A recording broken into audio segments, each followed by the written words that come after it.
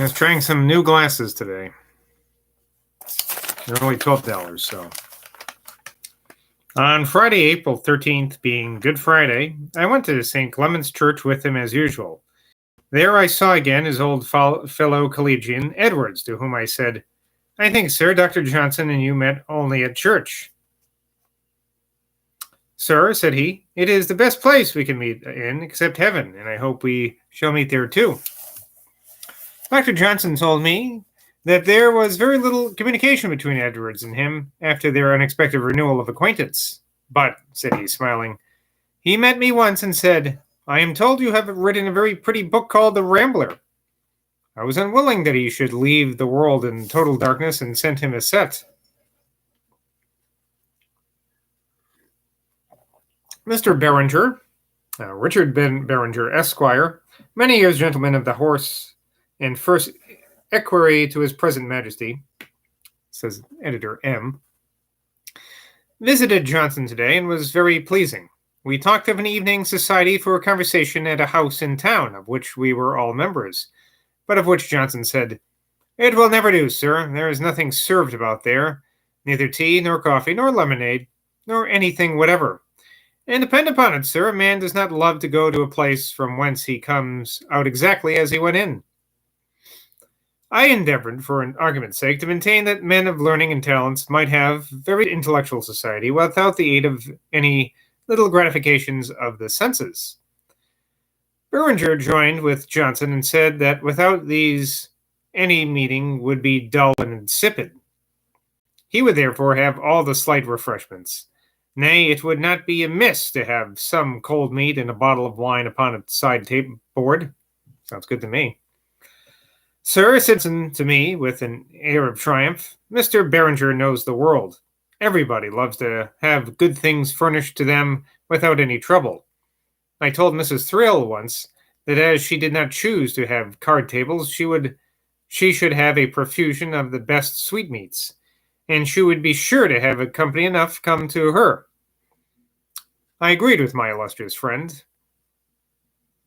about this subject, for it has pleased God to make man a composite animal, and where there is nothing to refresh the body, the mind will languish. On Sunday, April 15th, being Easter Day, so yesterday was Easter here. That's a funny quinky-dink, isn't it? After solemn worship in St. Paul's Church, I found Johnson alone. Dr. Scott of the Commons came in. He talked of it having been said that Addison wrote some of his best papers in The Spectator when warm with wine. Dr. Johnson did not seem willing to admit this. Dr. Scott, as a confirmation of it, related that Blackstone, a sober man, composed his commentaries with a bottle of port before him, and found his mind invigorated and supported in the fatigue of his great work by a temperate use of it.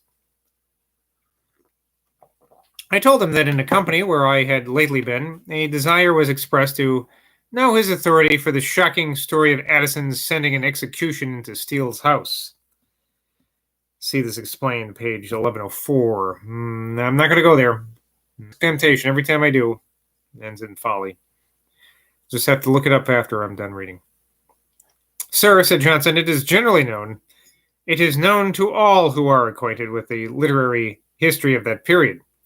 It is as well known as that he wrote Cato."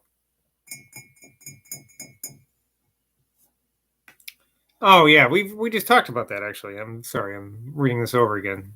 I remember reading that. So I don't have to look back, because I recall that. Mr. Thomas Sheridan once defended Addison to me by alleging that he did it in order to cover Steele's goods from other creditors who were going to seize them. That was in Johnson's Life of the Poets section from just a couple days ago. Fresh in my mind, obviously.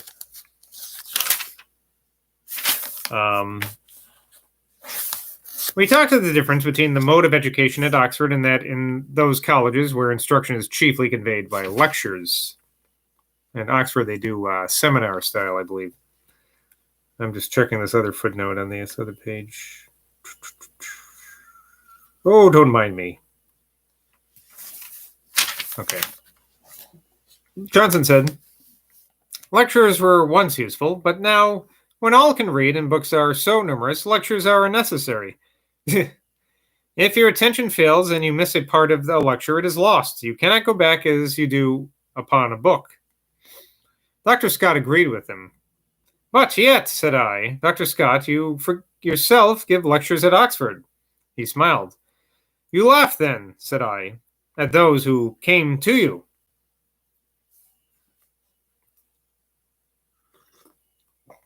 Anyway, Dr. Scott left us, and soon afterwards we were to dinner. Our company consisted of Mrs. Williams, Mrs. Desmoulins, Mr. Levitt, Mr. Allen, the printer, and Mrs. Hall, sister of the Reverend Mr. John Wesley, and resembling him, as I thought, both in figure and manner.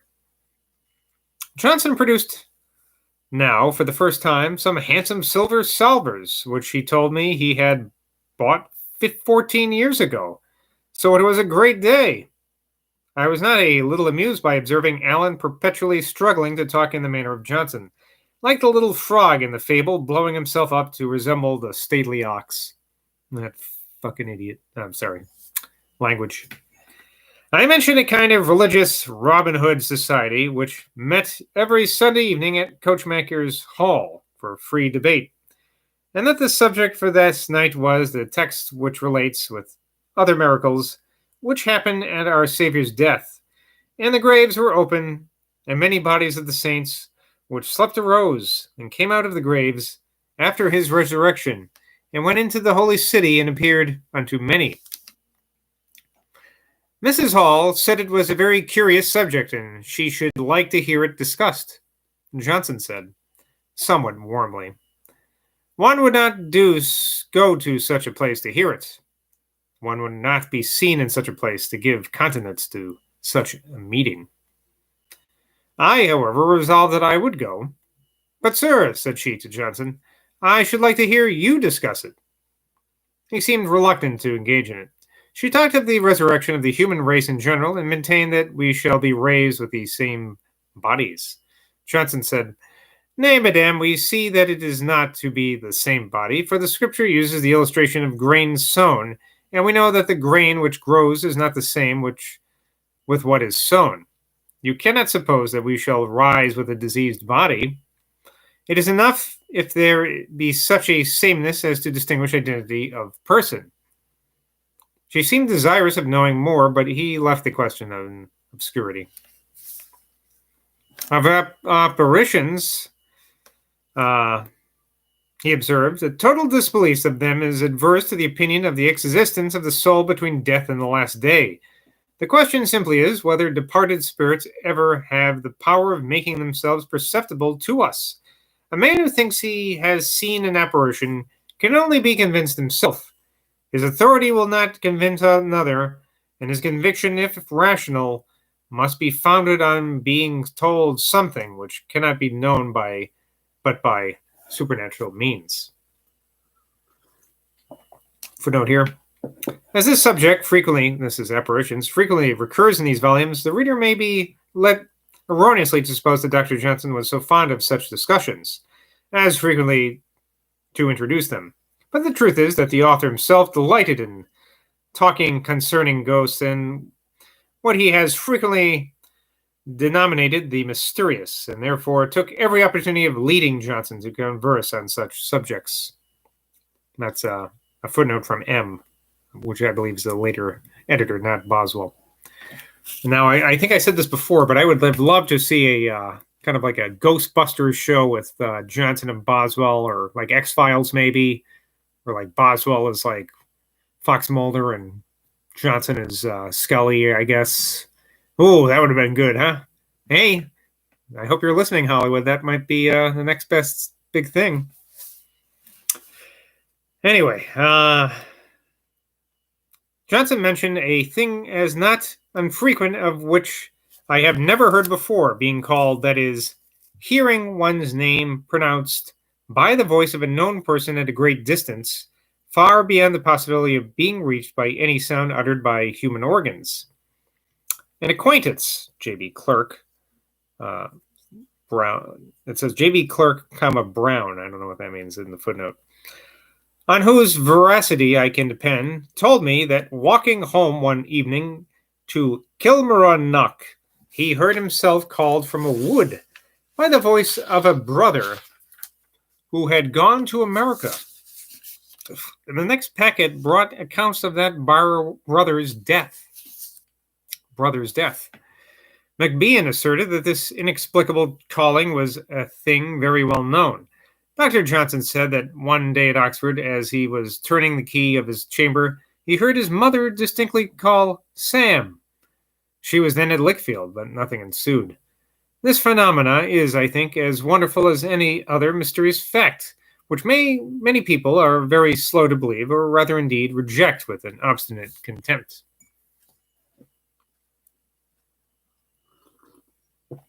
Sometime after this, upon his making a remark which escaped my attention, Mrs. Williams and Mrs. Hall were both together striving to answer him. He grew angry and called out loudly, "Nay, when you both speak at once, it is intolerable." But checking himself and softening, he said, "This one may say, though you are ladies." Then he brightened into gay humor and addressed them in the words of one of the songs in the Beggar's Opera. "But two at a time, there's no mortal can hear." "What, sir?" said I. "Are you going to turn Captain Macheath?" There's something as pleasantly ludicrous in this scene as can be imagined. The contrast between Macheath, Polly, and Lucy, and Dr. Samuel Johnson, blind, peevish, Mrs. Williams, and lean, lank, preaching Mrs. Hall, was exquisite.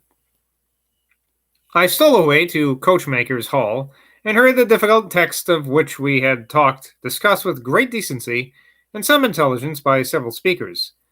There was a difference of opinion as to the appearance of ghosts in modern times, though the arguments for it, supported by Mr. Addison's authority, preponderated.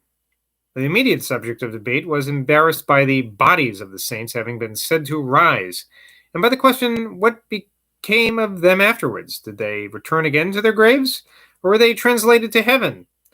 Only one evangelist mentions the fact, St. Matthew, chapter 27, I think, verse 52 and 53, and the commenters whom I have looked at do not make the passage clear.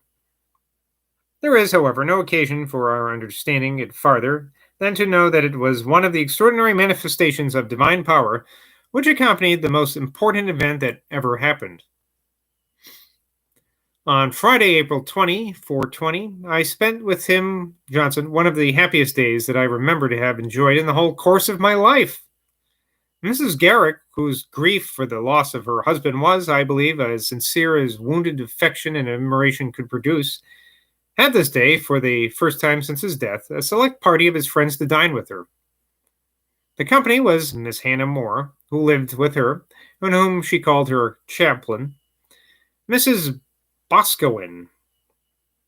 It says see page 977, but I'm not going to do it.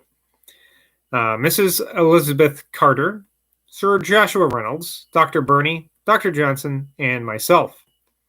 We found ourselves very elegantly entertained at his house in the Adelphi,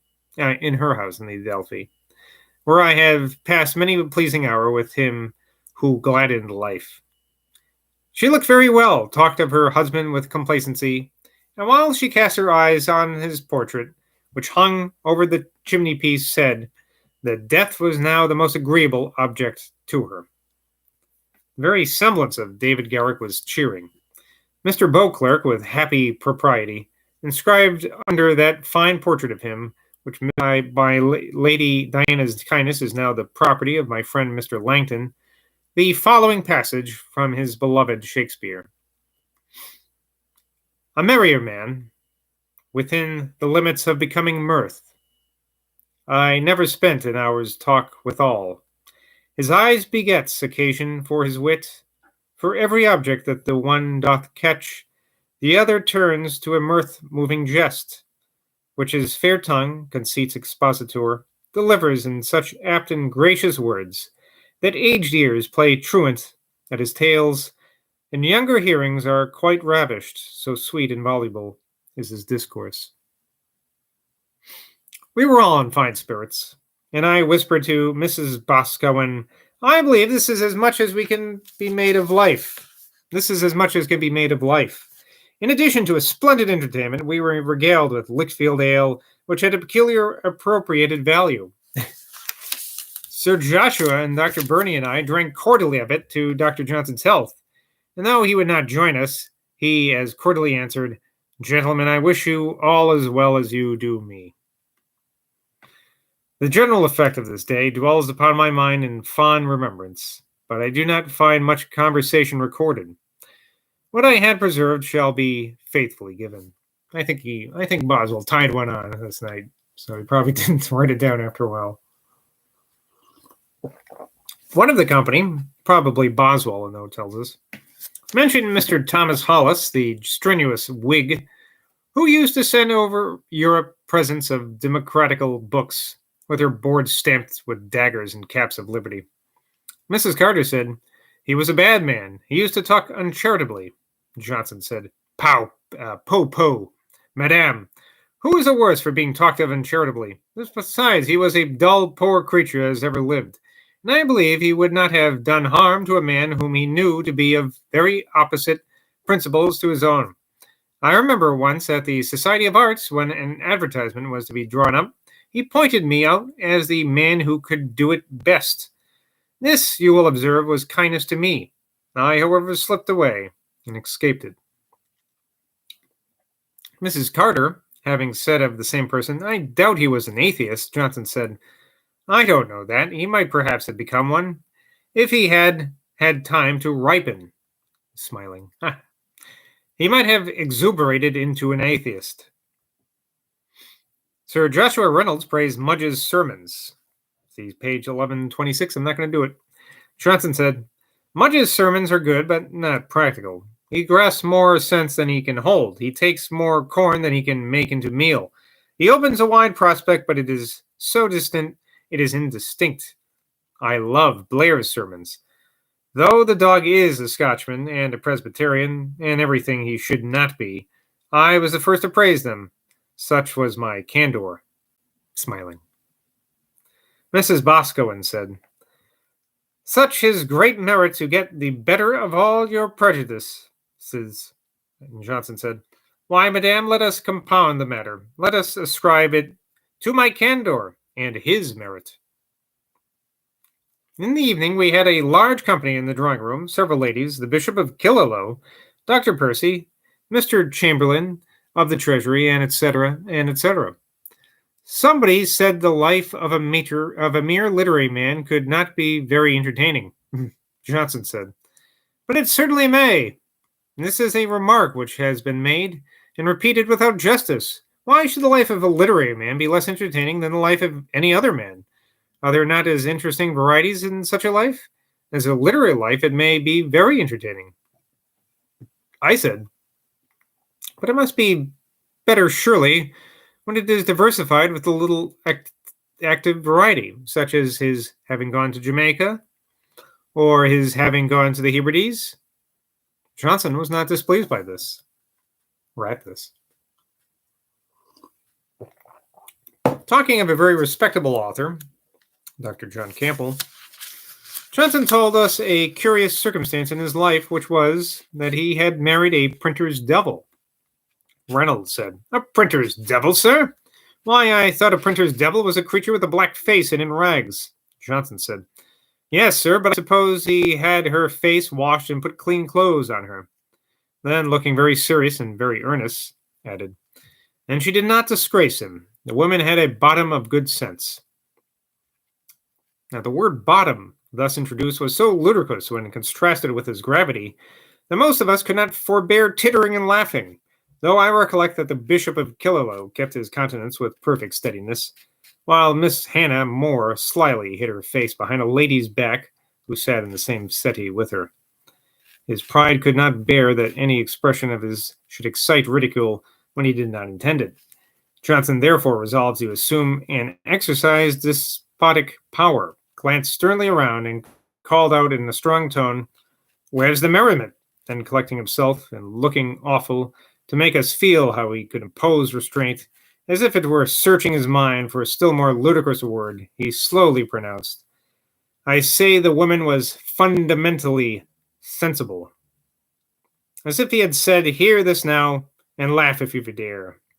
We all sat composed as at a funeral. He and I walked away together. We stopped a little while by the rails of the Adelphi, looking on the Thames, and I said to him with some emotion that I was now thinking of two friends we had lost, who once lived in the building behind us, Beauclerk and Garrick. Aye, sir, said Johnson tenderly, and two such friends as cannot be supplied. For some time after this day, I did not see Johnson very often, and of the conversation which I did enjoy, I am sorry to find I have preserved but little. I was at this time engaged in a variety of other matters, which required exertion and assiduity, and necessarily occupied almost all my time. One day, having spoken very freely of those who were then in power, Johnson said to me, between ourselves, sir, I do not like to give opposition the satisfaction of knowing how much I disapprove of the ministry. And when I mentioned that Mr. Burke had boasted how quiet the nation was in George II's reign when Whigs were in power, compared with the present reign when Tories govern, why, sir, said Johnson, you are to consider that Tories, having more reverence for government, will not oppose with the same violence as Whigs, who, being unrestrained by that principle, will oppose by any means. This month he lost not only Mr. Thrale, but another friend, Mr. William Straham, Jr., printer, the eldest son of his old and constant friend, printer to his Majesty.